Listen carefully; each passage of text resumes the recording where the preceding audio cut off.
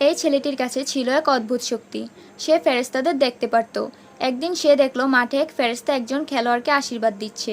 সে সঙ্গে সঙ্গে কোচকে ডেকে বলল, ওই খেলোয়াড়টাকে মাঠে নামাও, কারণ ফেরেশতা তাকে আশীর্বাদ দিচ্ছে। কোচ বিস্মিত হয়ে তার দিকে তাকালো, কারণ ওই খেলোয়াড় ছিল দলের সবচেয়ে দুর্বল সদস্য। কোচ ফেরেশতাকে দেখতে পাচ্ছিল না, কিন্তু ছেলেটির বিশ্বাস ছিল অটল। দল তখন ইতিমধ্যেই হারার মুখে, তাই কোচ ঝুঁকি নেওয়ার সিদ্ধান্ত নিল। সে নিজের সেরা খেলোয়াড়ের বদলে সেই দুর্বল খেলোয়াড়কেই মাঠে নামালো। দর্শকরা কোচের সিদ্ধান্ত অবাক হলো। কমেন্টেটরও একে পাগলামি বলে আখ্যা দিল। খেলা শুরু হলো। নতুন খেলোয়াড় প্রথম বলেই ভুল করলো, দ্বিতীয় বলও একই অবস্থা। কোচ প্রায় রেগে ফেটে পড়েছে। ঠিক তখনই ছেলেটির দৃষ্টি আবার পড়ল সেই ফেরেশতার দিকে।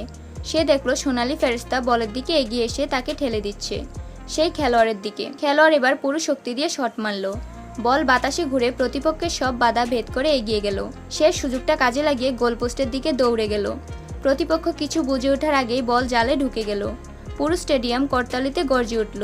আর যে ছেলেটিকে সবাই দুর্বল ভাবত সেই হয়ে গেল ম্যাচের নায়ক। তো এই ছেলেটির জন্য ভিডিওতে লাইক করে চ্যানেলটি সাবস্ক্রাইব করো।